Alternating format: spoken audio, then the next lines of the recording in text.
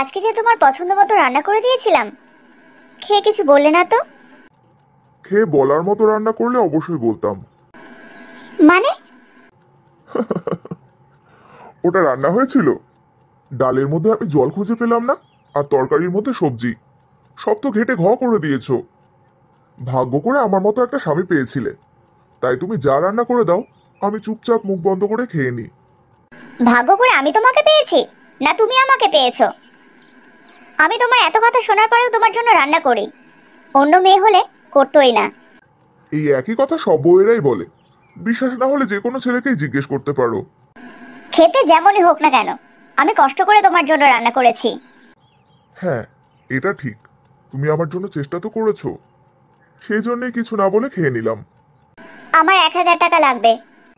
উফ, তুমি কি টাকা ছাড়া কোনো কথাই বলতে পারো না? বারে, আমার টাকা দরকার হলে আমি কার কাছে চাইবো? অন্য লোকের কাছে? আমার কাছে এখন টাকা নেই, সামনের মাসে টাকা পেলে আমি দেব। মিথ্যে কথা বলার আর জায়গা পায় না। ব্যাগ ভর্তি টাকা, আর বলছে টাকা নেই।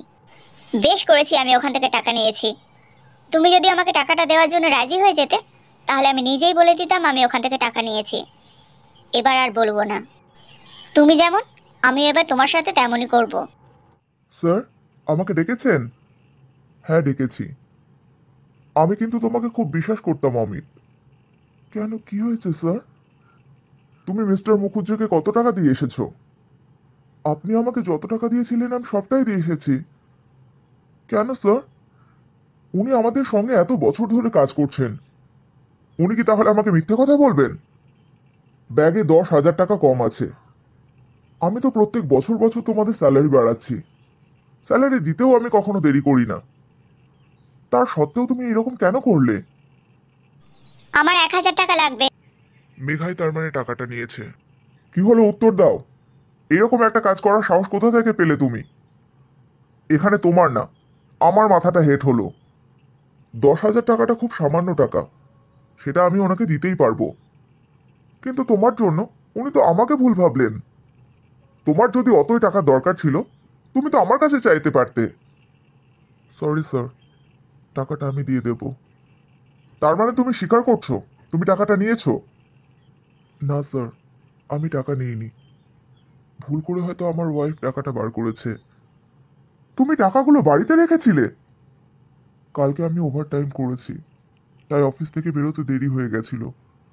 ব্যাংক সে সময় বন্ধ হয়ে যাওয়ায় আমি টাকাগুলো বাড়িতে নিয়ে গিয়েছিলাম।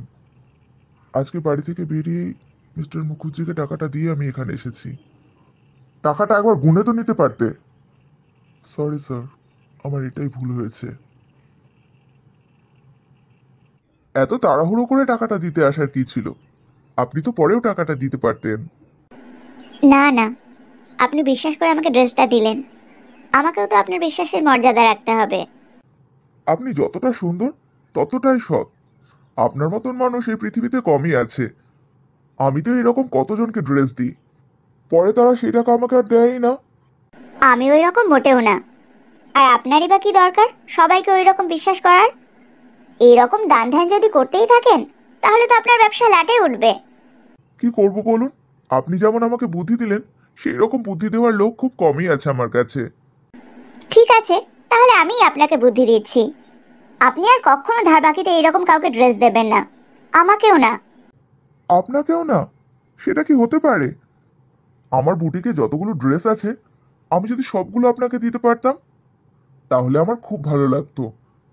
কিন্তু কি করব বলুন, এই একটাই তো রাস্তা আমার কাছে রোজগার করার। চিন্তা করছেন কেন?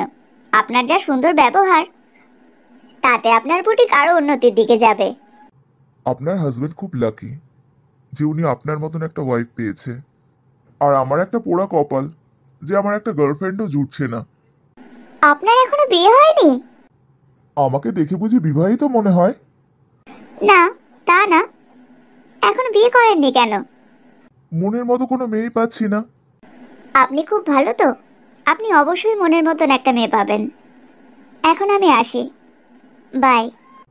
এত তাড়াতাড়ি চলে যাবেন? বেশ ভালো লাগছিল আপনার সঙ্গে কথা বলতে।